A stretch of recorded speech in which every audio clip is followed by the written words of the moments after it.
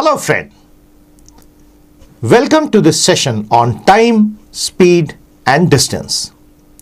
This topic forms a key part of various quantitative aptitude or mathematical aptitude sections in competitive exams, and it requires a logical bent of mind to be able to solve these questions. We will discuss the various items in theory, various important concepts, formulae, and we will take up some leading examples and questions to make the key concepts totally clear. So let us get started with our study of time, speed and distance. Time, speed, distance.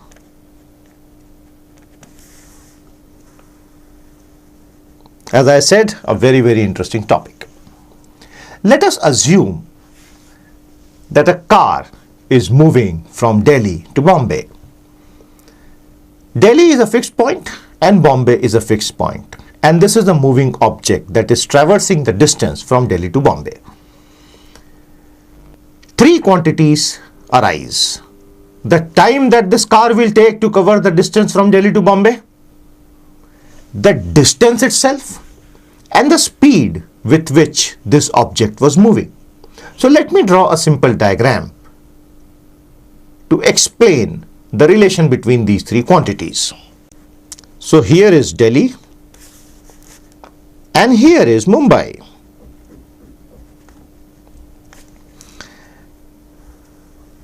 We have a car that is traveling this distance along this direction. Now, let us say that the distance from Delhi to Mumbai is D. This is the distance D. And let us say that the body is moving, that is a car. Here is our car. Seems to be a very modern car. Let me put a red light on top of it. A flashing red light is moving at the speed of S. And let us say that it takes a total time T to cover the entire distance.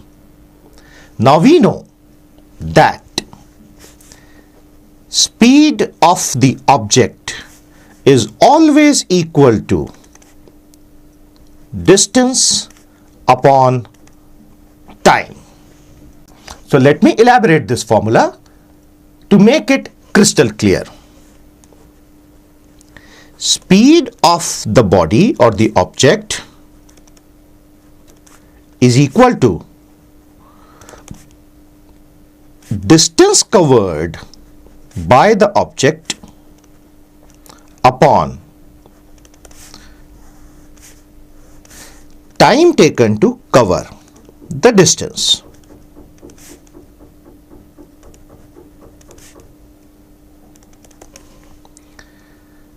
So as we know, we have written this as S is equal to D upon T. The fundamental assumption in this discussion so far is that the speed of the object was constant. It was moving at a fixed speed. However, this may not be so always. The object may cover different distances with different speeds, in which case we will say that the object has had a variable speed pattern. Anyway, we will come to that later. As of now, let us assume that the speed was constant. Once we have this formula, speed is equal to distance upon time, S is equal to D upon T with us, three very interesting relationships arise. So we have the primary formula with us, and now we will look at three important relationships. These are logical relationships and some questions can be solved directly using these relationships. So let us get into that. The basic formula we have with us is speed is equal to distance upon time. Okay.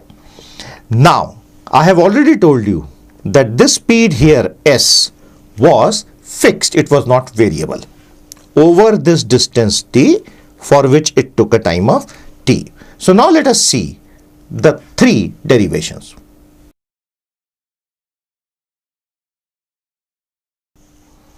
Okay. So here are our three derived relations. First, if speed is distance upon time, so this means that if distance covered is constant, then speed varies inversely as the time. Now, when distance covered is constant, then speed varies inversely as the time means that suppose Delhi to Bombay is being covered by three different objects. This distance, object A, object B, object C. Naturally, the distance is fixed. So whichever object, whichever car will have a higher speed will take lesser time. Hence, for a fixed distance, speed varies inversely as the time. I hope this is very clear. So this is our first relationship. For fixed distance, speed varies inversely as time. A very, very important logical relation which can be used to solve questions. Relation number 2. From the same formula we get time is equal to distance upon speed. So this means that if time taken is constant, then distance varies directly as the speed. Now let us say that the car was traveling from Delhi to Mumbai and then onwards from Mumbai to Bangalore. And if we say that the time taken by that car to cover the distance from Delhi to Bombay was the same as the time taken by that car to cover the distance from Mumbai to Bangalore, then the distance covered will be directly proportional to the speed. I hope this is very clear. So any object in fixed intervals of time will cover a distance which directly varies as its speed. I hope this is very clear. And the third example, distance is speed into time. All these are derived from the same basic formula. So that means that if speed of the object is constant, then distance traveled varies directly as the time. Now this is also very, very obvious. If that car under question is moving at a fixed speed, then it is very obvious that the distances that it can cover will vary directly as the time that it is going to take. So, my dear student, we now have three relations with us using the basic formula speed is equal to distance upon time. Take your time to understand these three logically because we will use them later to solve many questions.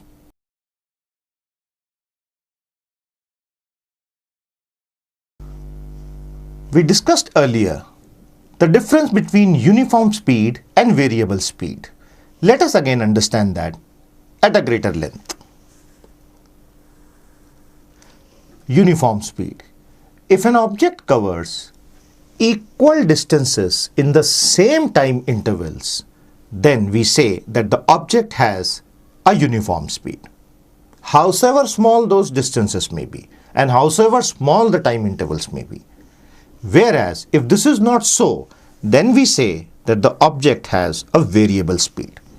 Thus, if any object or a car, for example, or an ant or a space shuttle covers the same distances in different time intervals, then it is said to have variable speed. Now let us turn our attention to the units of measurements and the conversion between the various units of measurement for time, speed, and distance.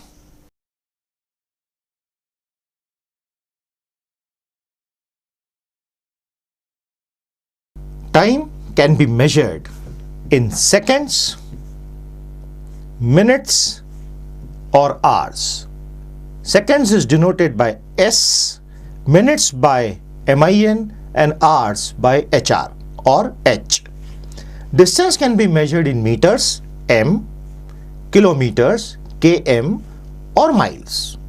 And naturally, speed will be meters per second, MPS, or kilometers per hour, kmph, or miles per hour, mph. So these are the units of measurement. One has to be extremely careful while solving questions regarding the units of measurement. Now let us focus on the conversion of these units, another very important aspect while trying to solve the question. Right, so we just saw that time can be measured in seconds, minutes, and hours. Similarly, we saw that distance can be measured in meters, kilometers, miles. And so naturally, speed can be measured in meters per second, MPS, kilometers per hour, kmph, or miles per hour, mph. Let us look at length on the conversion of units. 1 hour is equal to 60 minutes is equal to 60 into 60 seconds is equal to 3600 seconds. 1 kilometers is equal to 1000 meters is equal to 0.6214 miles. But 1 mile is equal to 1.609 kilometers. So that brings us to a very interesting relation that 8 kilometers is equal to 5 miles. You have to remember all this. 1 yard is 3 feet and 1 feet is 12 inches. 1 kilometers per hour is equal to 5 by 18 meters per second. Very, very important to be memorized. Now, how do we get it? Very simple. 1 kilometer per hour is equal to 5 by 18 meters per second can be derived by putting 1000 meters here in the numerator and 60 into 60 seconds in the denominator. When you solve it, you get 5 by 18 meters per second. So that means to convert kilometers to hour, just multiply it by 5 by 18 and you get meters per second. And to convert meter per second into kilometers per hour, just multiply the given value by 18 by 5 and meter per second will get converted to kmph. Similarly, 1 kilometer per hour will be equal to 5 by 8 miles per hour. So this means to convert kilometer per hour to miles per hour, multiply by 5 by 8, and to convert miles per hour to kilometers per hour, multiply by 8 by 5. I hope these conversions and these units are absolutely clear to us. Once this basic learning is through, we started with the definition of speed, distance upon time. We saw the 3 basic relations when distance, time and speed respectively will be constant. And then we saw uniform and variable speeds and then the various units and their conversion. So now it is time for us to get into concepts and questions. An important concept. If a man changes his speed in the ratio m:n, then the ratio of times taken to cover that distance becomes n:m. We know this from the original learning when distance is fixed. We know that speed varies inversely as the time taken. Hence, if a man changes his speed in the ratios m:n in order to cover the same distance d, then the ratio of times taken will change to n:m. Let us see a question based on this basic concept. So here is a question based on this simple concept. Let me read it out. Walking at 5/6 of his usual rate, a boy reaches his school 12 minutes late. Find the usual time to reach the school. Let us solve this question. Speed of the boy is 5/6 of his usual speed.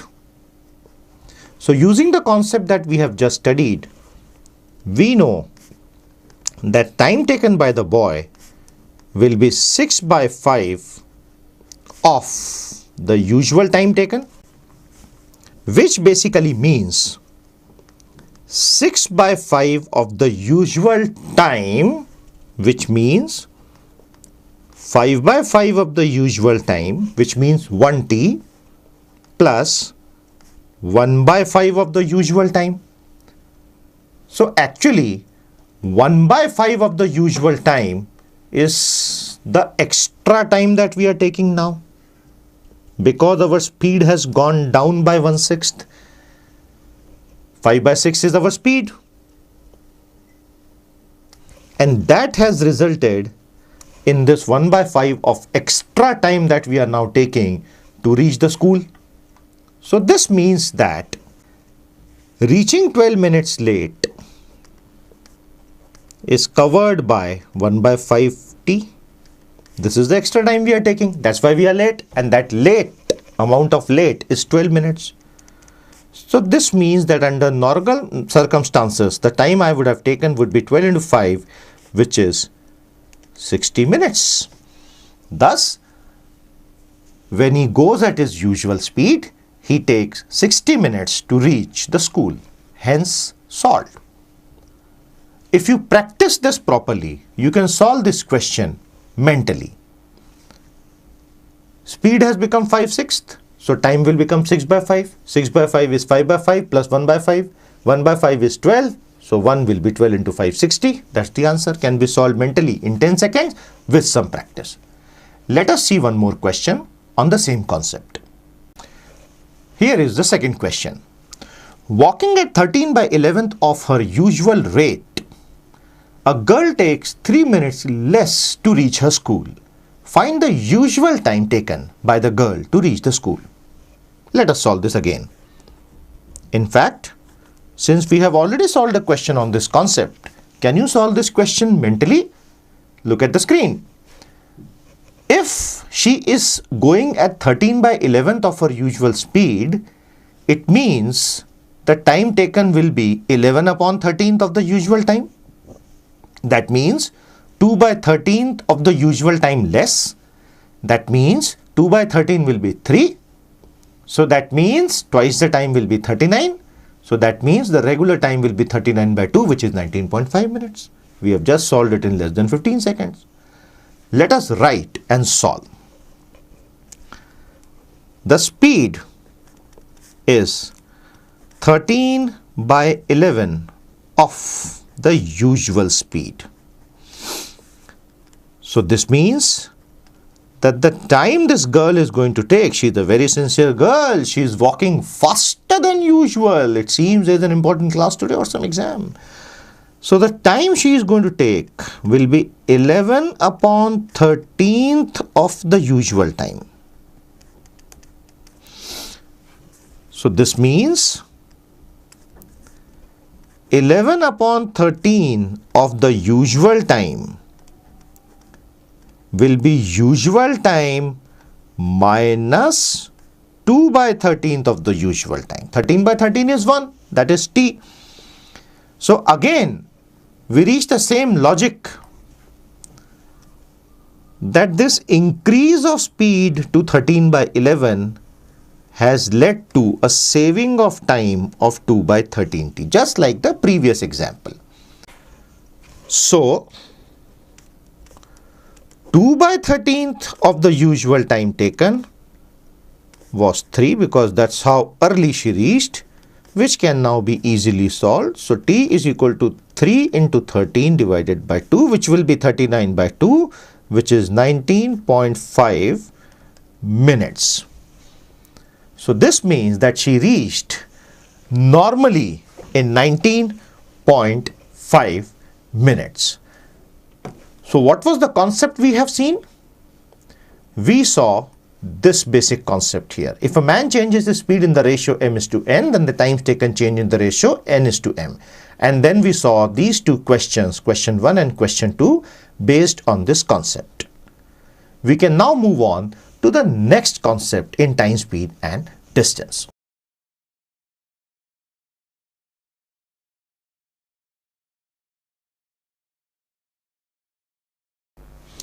Okay, we now move on to an interesting concept called average speed. Suppose a body moves from a point x to a point y at a speed of u, and the body then retraces this path from the point y to the point x at a speed v. If I now ask you what is the average speed of the body for the entire journey, perhaps you will say u plus v by 2, but that would be a wrong answer. The average speed has to be calculated from the first principles. Let us see how.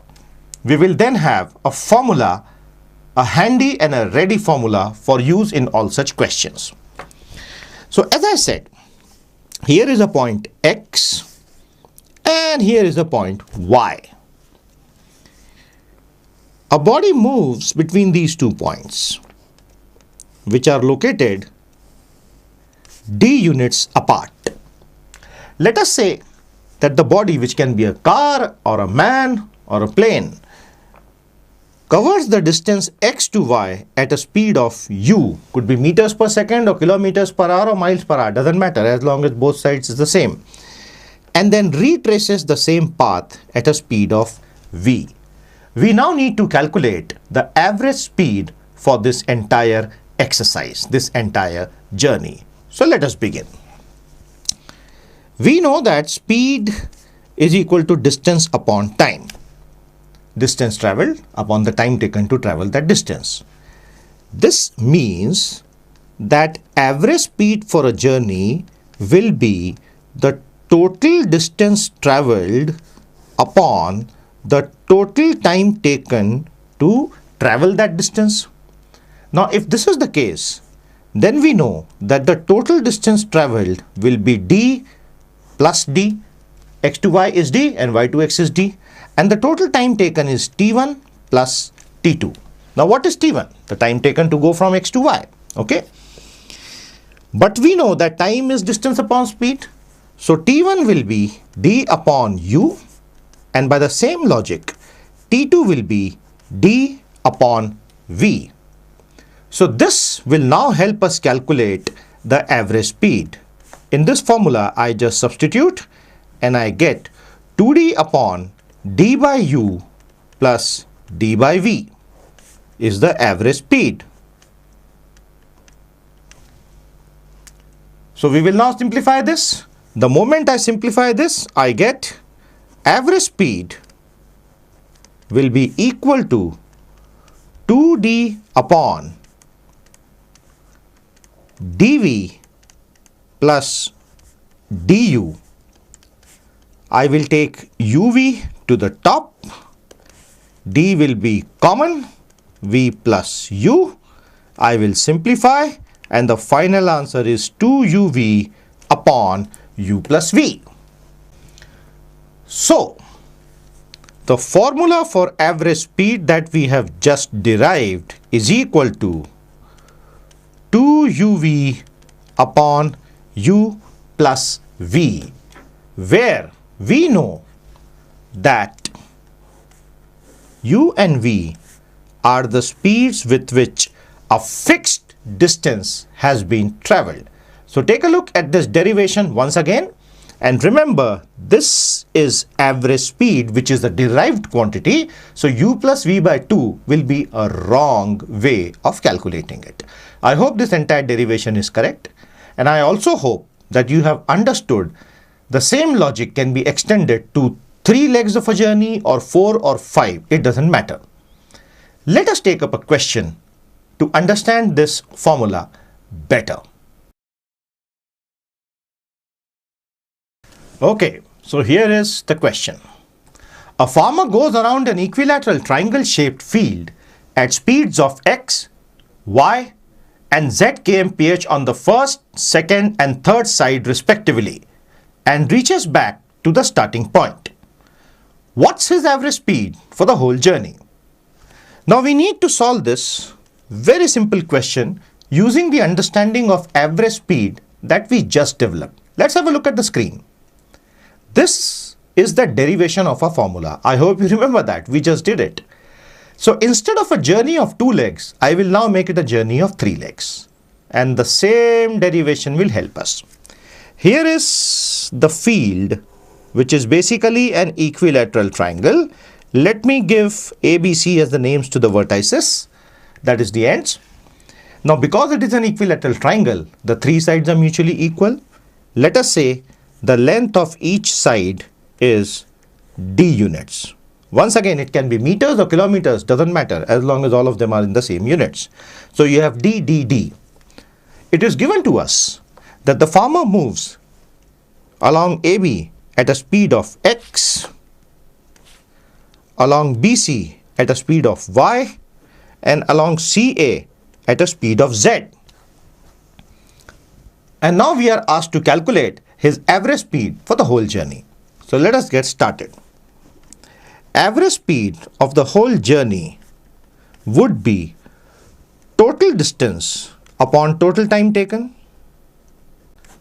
d plus d plus d upon the total time. Let us say T1 plus T2 plus T3. But we know that speed is distance upon time. So naturally, time will be distance upon speed. Distance is d and the speed is x for the first leg of the journey, and so on. So let me substitute this in the formula. So the average speed will be, so let us substitute these values in the step above, and we get average speed will be d plus d plus d, which will be 3d upon T1 plus T2 plus T3. But T1 we have just seen is d upon x, T2 we just saw is d by y, and T3 we have just seen is d by z. This is our denominator. So all we have to do is to simplify this, and after simplification, our final answer for average speed for this particular case will come out to be 3d upon xyz will be the denominator for this equation here, or this fraction here, and we will have dyz plus dxz plus dxy upon xyz. This horrible looking fraction is actually nothing, because d gets cancelled out from the numerator and denominator, and xyz goes to the top. So you are left with 3xyz upon xy plus yz plus zx as the final answer. This is how this question is solved. Hence, average speed will be 2uv upon u plus v when we have two speeds under consideration, or 3uvw upon uv plus uw plus vw when we have three speeds under consideration. I hope this concept of average speed is absolutely clear, and the formulae can be used directly to solve any kind of question based on this. Let us move on to a fresh new concept.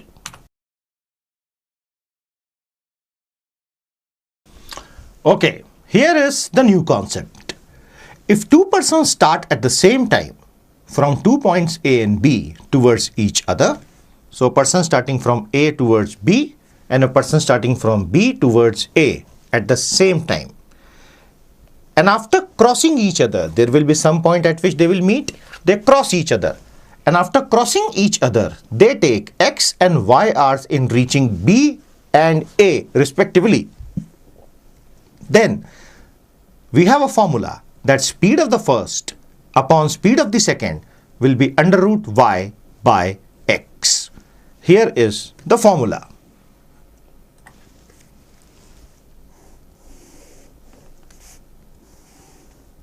So this is a special formula for a special case where these two were moving towards each other and they took x and y hours respectively to reach the opposite sides.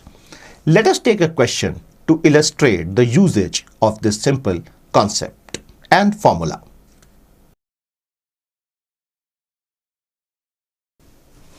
Okay, here is the question. A man starts from B to K and another man starts from K to B at the same time. After passing each other, they complete their journeys in 3 integer 1 by 3 and 4 integer 4 by 5 hours respectively. If the speed of the first is 12 kilometers per hour, find the speed of the second man. Now it is very obvious that we can directly apply the formula that we have just studied. Speed of the first upon speed of the second is equal to under root y by x, where x and y are the times taken to reach the opposite end. So let's try to solve it. Solution. Speed of the first upon speed of the second will be under root 4 integer 4 by 5 divided by 3 integer 1 by 3. Let us simplify this further. This is the same as 24 by 5 divided by 10 by 3, which if simplified further is the same as 36 by 25 under root, which is the same as 6 by 5.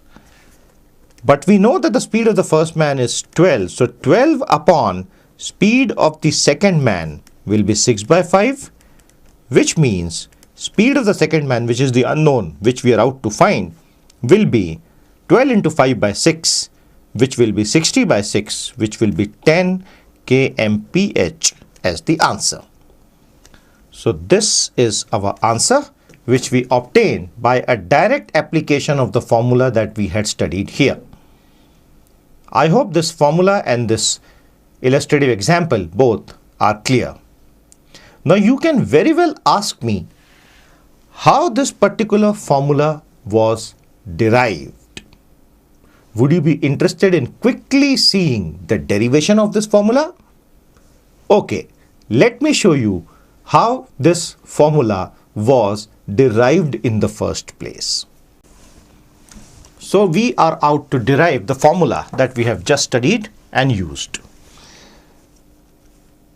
So here is the point A and here is the point B.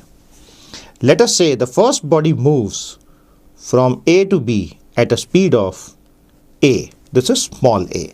And let us say the second body moves from B to A at a speed of B. This is small b. These are their speeds. Let us say they meet at a point in between at P. Let me take the whole distance as D, capital D, and let me say the distance from A to P is D1.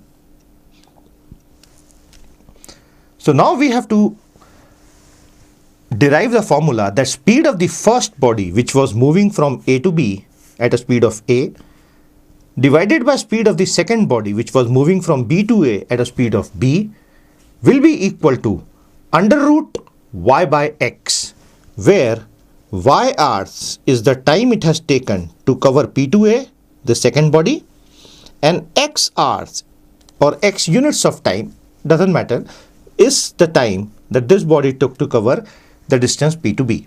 Very, very simple, and we will just solve it. When they meet at P,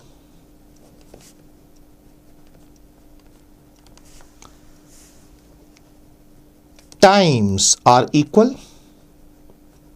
The time taken to cover AP will be equal to time taken to cover BP because they have started at the same time, and when they meet, naturally their watches will show the same lapse of time.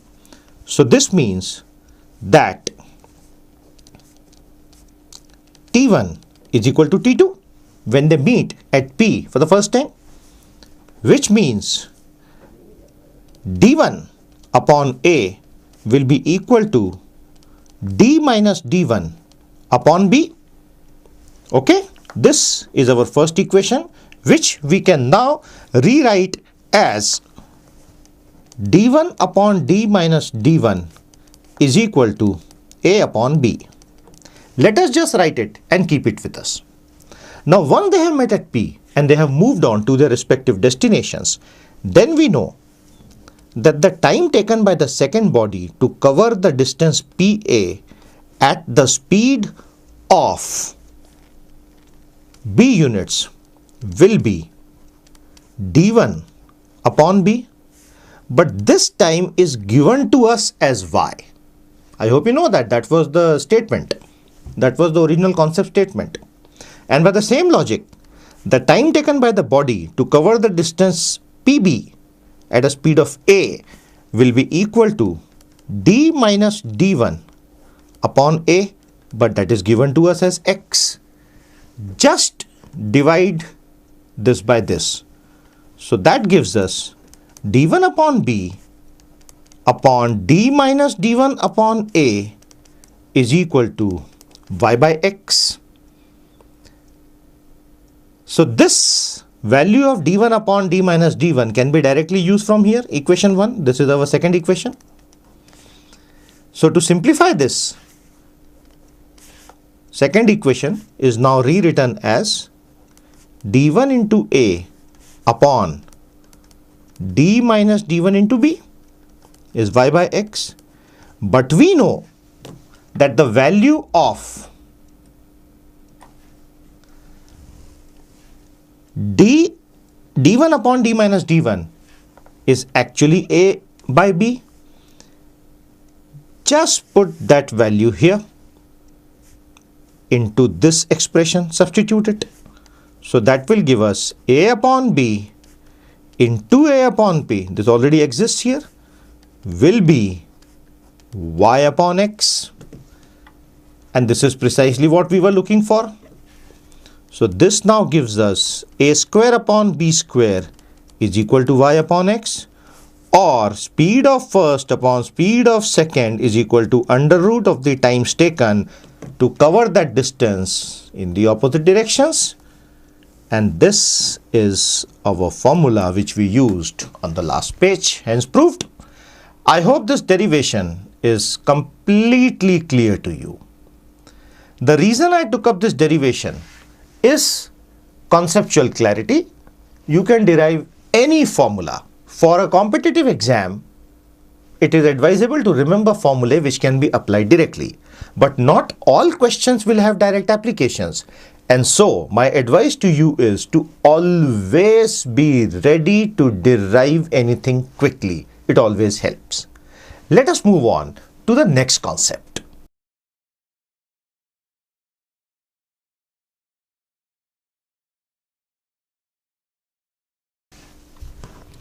Here is the concept.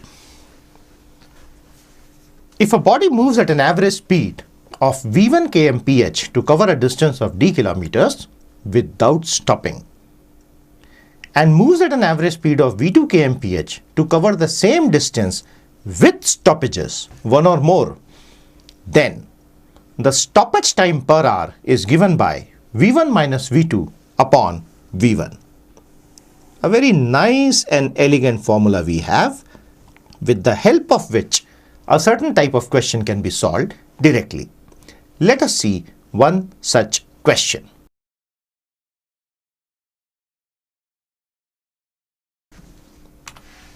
Here is the question. A train travels at a speed of 60 kmph between two stations 240 kilometers apart without stopping. It goes at an average speed of 40 kmph when it stops. What is the average stoppage time per hour? Let us solve it. Solution. When the train is moving at a speed of 60 kmph, it covers a distance of 240 kilometers. So obviously, the time taken to cover this entire distance will be distance upon speed, which is 240 upon 60, which is 4 hours.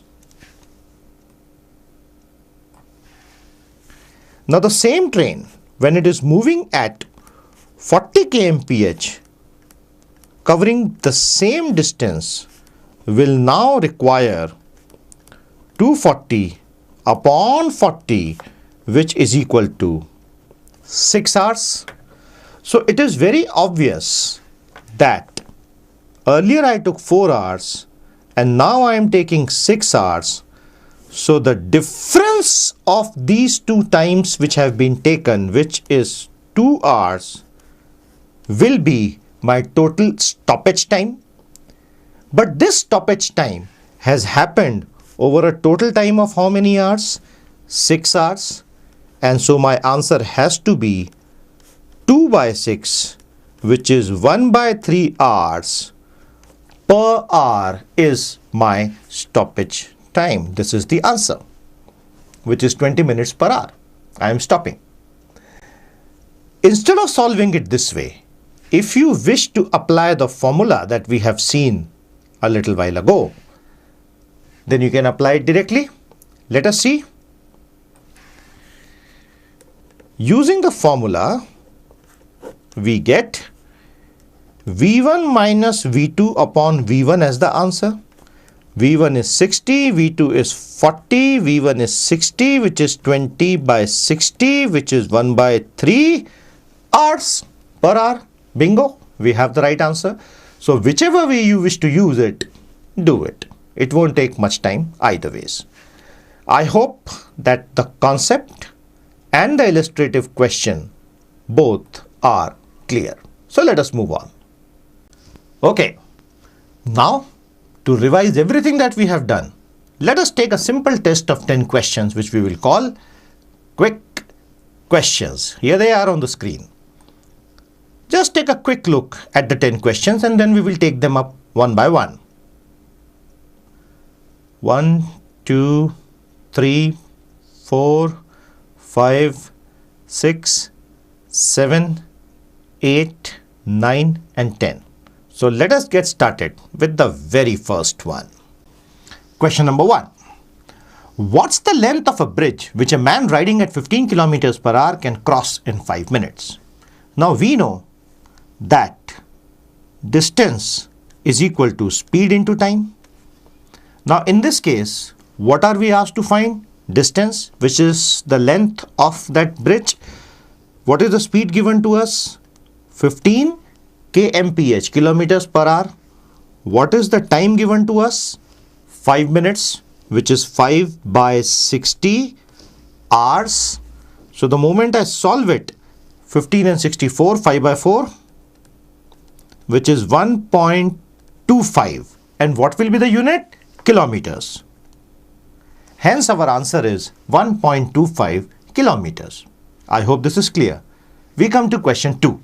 Question 2 reads, Mukesh walks 10 kilometers in 5 hours. How much time will he take to travel 28 kilometers? Now speed of Mukesh is given to us as 10 by 5 kilometers per hour. 10 kilometers in 5 hour, distance upon time, that is speed, which is basically 2 kilometers per hour. How much time will he take to travel 28 kilometers per hour, 28 kilometers. So if 28 kilometers is the distance which he has to travel and the speed is already known to us, which is 2 kilometers per hour, so our answer will be 14. And what will be the unit? Hours. Because 28 was kilometers and 2 is kilometer per hour. So kilometers get cancelled, hour goes to the top and you have 14 hours as the answer. I hope this is very clear. We move on to question 3. Question 3 reads, if a cyclist covers 11 kilometers in 3 hours, so the speed is 11 by 3 kilometers per hour, find the distance covered in 5 hours. So we know very well that distance is speed into time. So here distance will be speed, which is 11 by 3 into time, which is 5. So our final answer will be 55 by 3 kilometers. Be very cautious about the units. There is no other problem otherwise. So the answer here is 55 by 3 kilometers. 11 by 3 was kilometers per hours and 5 was hours. Hours getting cancelled out. I hope this is clear. We move on to question 4. A man walks at 5 kilometers per hour for 6 hours and at 4 kilometers per hour for 12 hours. Find his average speed.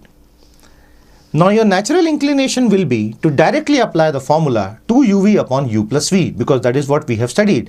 But that would be wrong, because remember, in that formula, distance travelled was same. Distance travelled when we covered, the distance travelled when we went at a speed of u was the same as the distance travelled when we came back at a speed of v. Here, the distance itself is changing. So you have to go back to the first principles. Let us do that. At 5 kilometers per hour for 6 hours, how much will I cover? 30 kilometers. At 4 kilometers per hour for 12 hours, how much will I cover? 48 kilometers. So average speed will be total distance upon total time. This is the formula we use there also. So total distance will be 30 plus 48, which is 78, upon total time. Time is already known to us, 6 hours plus 12 hours. So our final answer is 78 upon 18, which is 13 by 3 kilometers per hour. I hope this question is very clear. We move on to question number 5. Question number 5. Walking at 3/4 of his usual rate, a man is 1.5 hours late. Find the usual time. We have already solved this question earlier. If I go at 3/4 of my speed, then it means the time I will take will be 4/3 of my usual time, which means I have taken 1/3 of usual time extra. and this is 1.5 hours. So the time, which is my usual time, will be 1.5 into 3, which is 4.5 hours is the answer. I hope this is very clear. We move on to question number 6. What's the ratio of speeds of two trains, one traveling at 45 kmph and another at 10 meters per second? Now, if you don't take care of the units, you're dead. So be very careful about units, okay? So the ratio would be 45 upon 10 meters per second. So convert it to kilometers per hour by multiplying it by 18 by 5. We have seen that. So 45 divided by 10 into 18 by 5. Once this is solved, it leads us finally to the answer, which is 5 by 4. I hope this is very clear. So the ratio of the speeds of these two trains is 5:4. Let's go on to question number 7. It reads, in a minute, how many poles will a railway passenger pass by if they are spaced 50 meters apart and the train speed is 60 kilometers per hour? Now it's a very, very simple question, because it says that my speed is 60 kilometers per hour and there are poles, telephone poles for example, spaced 50 meters apart. So how many can I see in 1 minute going at this speed of 60 kmph? So 60 kilometers I cover in 1 hour. So 50 meters I'll cover in how much time? So first of all, let us just find the time taken to reach the first pole. So 50 meters is nothing but 0.05 kilometers. So at a speed of 60 kilometers, which I cover in 1 hour, the time taken to cover 0.05 will be 0.05 upon 60 hours, which is the same as 5 by 6,000 hours. Now this time 0.05 by 60 hours is the time taken to see one pole. So in 1 minute, how many poles will I see? So 0.05 by 60 hours was needed to cross the first pole, or was required to cross the first pole, or was able to show us the first pole. So in 1 minute, which is basically 1 by 60 hours, I will see how much? Very simple. 1 by 60 into 1 divided by 0.05 upon 60, which is the same as 20, which is our answer. So this passenger will be able to see 20 poles per minute if he travels, or rather the train in which he is sitting travels at the speed of 60 kmph. I hope this is clear. We move on to the next question, question number 8. Question 8 reads, a 200-meter long train is moving at 60 kilometers per hour. How long will it take to pass a pole? A straight pole has no length. So basically this question means that how long will this train moving at 60 kilometers per hour take to travel a distance of 200 meters? That means its own length, and in that duration it will cross that pole completely. So the answer is fairly simple. 60 kilometer I can cover in 1 hour. So 200 meters, which is 0.2 kilometers, I will cover in 0.2 upon 60 hours. So let us convert this into minute by multiplying it by 60. So I get 0.2 minutes. But 0.2 of a minute is 0.2 of 60 seconds. So our final answer is 12 seconds. So this train takes 12 seconds to cross that pole completely, which is equal to the time it takes to cover its own length of 200 meters. We move on to question number 9.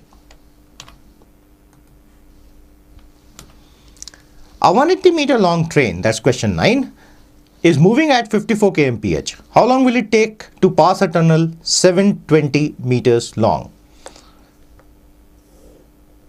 So you have the total distance to be traveled by this train will be its own length plus the length of the tunnel. That is the time the train will take from the point the engine enters the tunnel to the point the last coach, the guard's coach for example, exits the tunnel.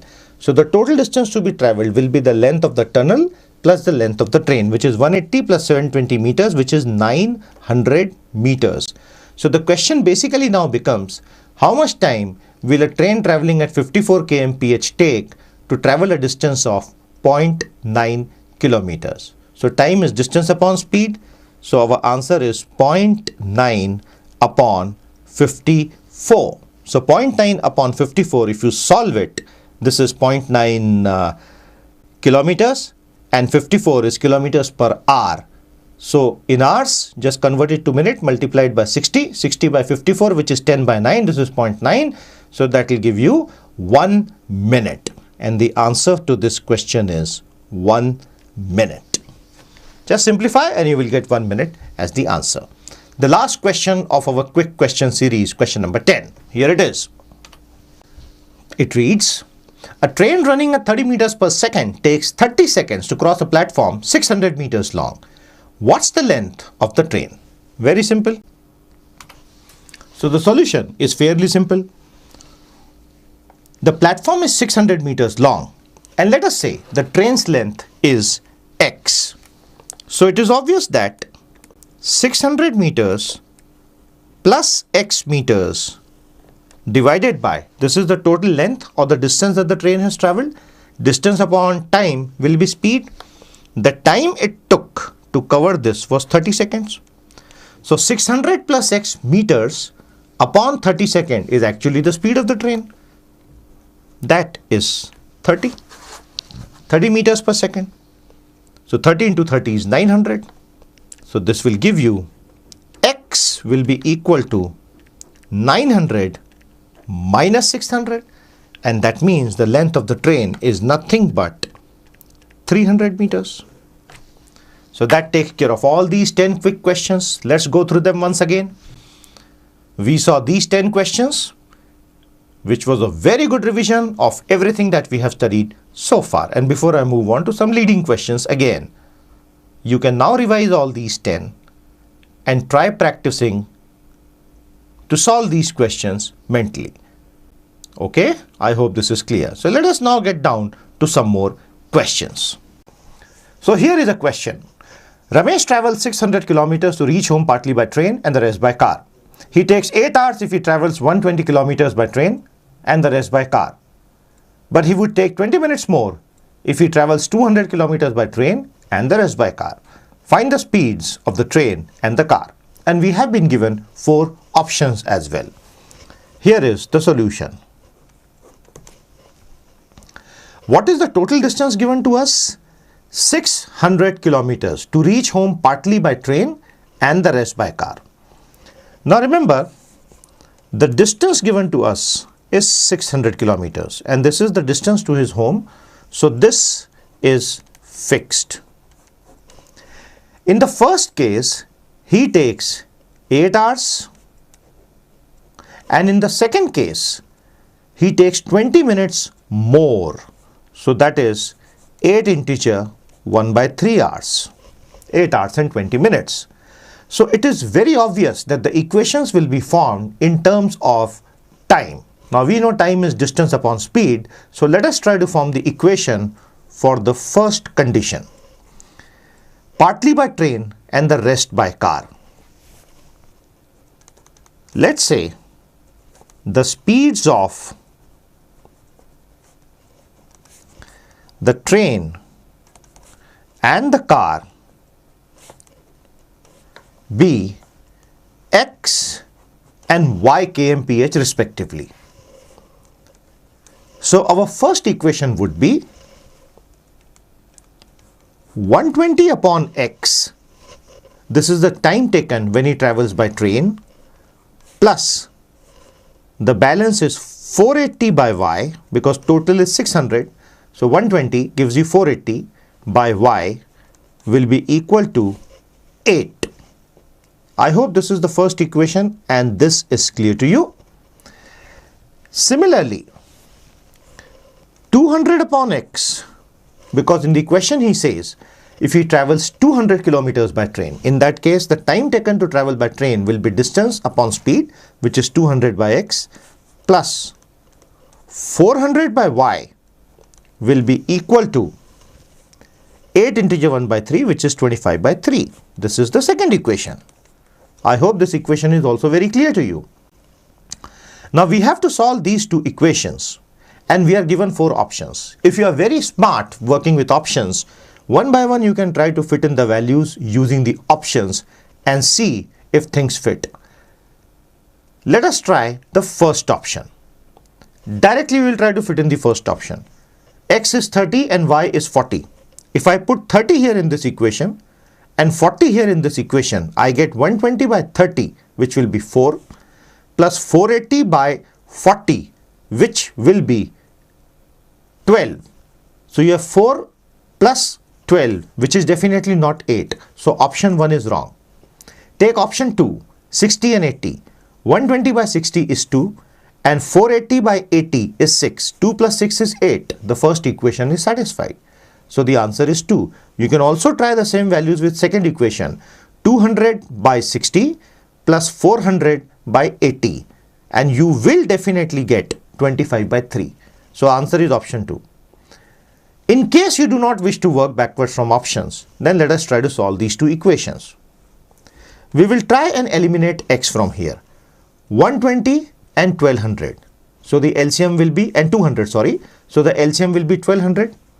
So let us multiply the first equation by 10 and let us multiply the second equation by 6. So the moment I multiply the first equation by 12 and the second equation by 6, I get 1200 by x plus 4800 by y is equal to 80. And the second equation multiplied by 6 gives me 1200 by x plus 2400 by y will be equal to 50.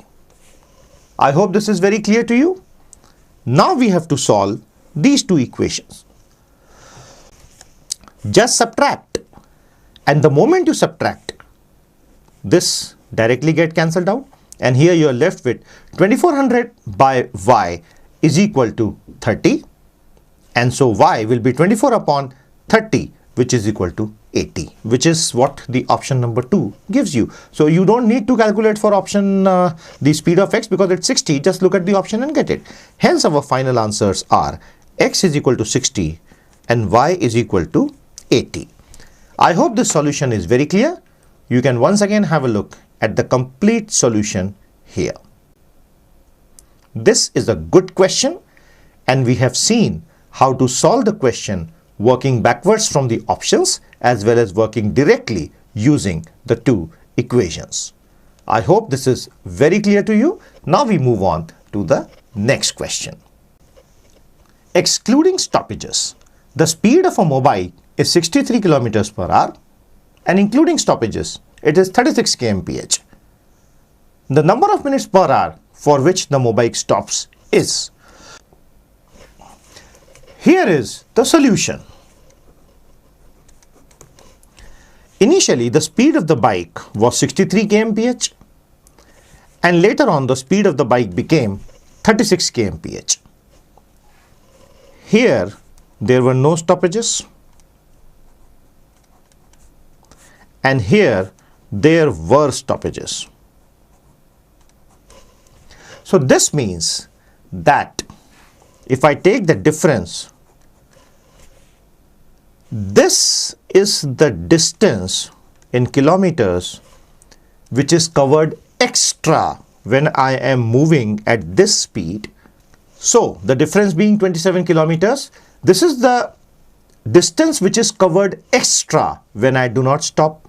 So it is very obvious that the time for stoppage is equal to the time in which I cover 27 kilometers at the speed of 63 kmph. This equation will give us the final answer. So it's very obvious. 63 kilometers I cover in 60 minutes. So 27 kilometers I will cover in how many minutes? 27 into 60 upon 63, and the answer here comes out approximately 25.71 minutes, which is option number 1. The options are very close, so approximation would be difficult. So we have solved it and we have got 25.71 as the answer. I hope this is very clear. This was a good question. We move on to the next. The next question reads, a student walks to school at the rate of 2.5 kmph and reaches 6 minutes too late. Next day he increases his speed by 2 kmph and then reaches the school 10 minutes early. Good, he has learned his lessons well. The distance of the school from his home is, and we are given 4 options. Here is the solution. To solve this question, it is important to understand that the distance is fixed. I hope this is very clear to you. The distance from his home to school is fixed. And we know very well that distance is speed into time. Let us say the usual time that the student takes to reach the school is t. So now our equation would be d is equal to speed, which is 2.5, into, when he goes at 2.5, he is 6 minutes late. 6 minutes is 1 by 10 hours. So t plus 1 by 10, because we are taking t in hours and speed in kmph. But distance also is speed, which is 2, into the next day he reaches 10 minutes early. Good. Now what happens the next day?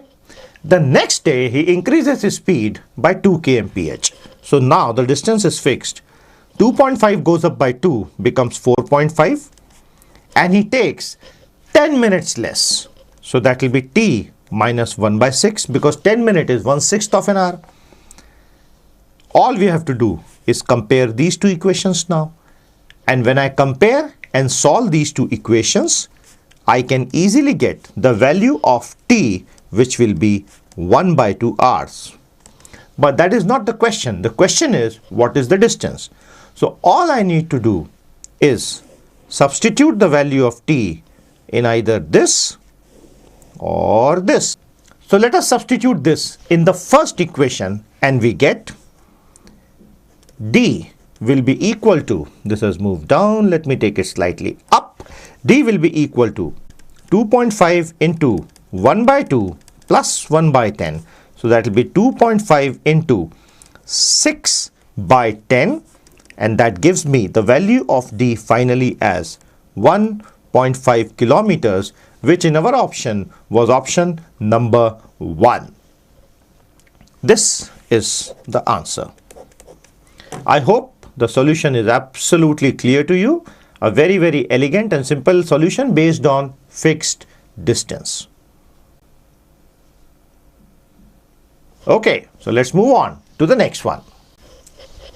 The next question. A cyclist starts from Delhi towards Gurgaon, which is 100 kilometers away. He is able to maintain a speed of 20 kmph in the first hour, after which his speed falls to 18 kmph. He is able to maintain this speed for the next hour, after which it falls to 16.2 kmph, which also he maintains for an hour. In the fourth hour, he is able to maintain a speed of 14.58 kmph and so on. How much time approximately does it take to reach Gurgaon? And we are given 4 options. Here is the solution. You will have to observe the speeds carefully. Let us write down the speeds. 20 becomes 18, becomes 16.2, becomes 14.58. This is the first hour, this is the second hour, this is the third hour, this is the fourth hour, and so on. And the question is, when does he reach Gurgaon? 20 and 18. As you can see clearly, 20 multiplied by 0.9 will be 18. 18 and 16.2, there is a difference of 1.8. It is very obvious 18 into 0.9 will be 16.2. So the clue we get is that the speeds are decreasing consistently by 10%. Or this is the GP with 0.9 as the reducing ratio. 16.2 into 0.9 again gives you 1.62 less, which is 14.58. And so what we have to now do is we have to keep on adding till we get a sum of 100, and then we have to get the exact answer. So let us see, let us try to do that. 14.58 into 0.9 gives me 14.58 less 1.458. That gives me 13.122. Again, let me reduce this by, this was the fifth hour actually. Again, let me reduce 13.12 by 0.9. That gives me 11.81. This is the sixth hour. But if I add up, I have not reached 100 so far because I haven't. Again, I reduce this by 10%, 11.81 into 0.9. That will give me around 10.63 and so on. But if I add, I can see that I have crossed 100 by now. At the end of the sixth hour, the cumulative distances traveled, you can make a table on this side also. You can add up here. This will be 30, 8 here, 20 plus 18, that would be 38. So I add this further, I'll get 54.2. I add this, I get 68.78, 81.9, 93.71. And here, bingo, we have crossed this. So it is obvious that Gurgaon was reached in the middle somewhere here. So after the sixth hour, and that is obvious because all the four options also tell us the same thing. But here, after the sixth hour, the speed is 10.63 kilometers per hour. We are moving at this particular pace, and 6 hours are gone, and we are left with 100 minus 93.71. So at the speed of 10.63 kmph, we have to now cover the remaining distance.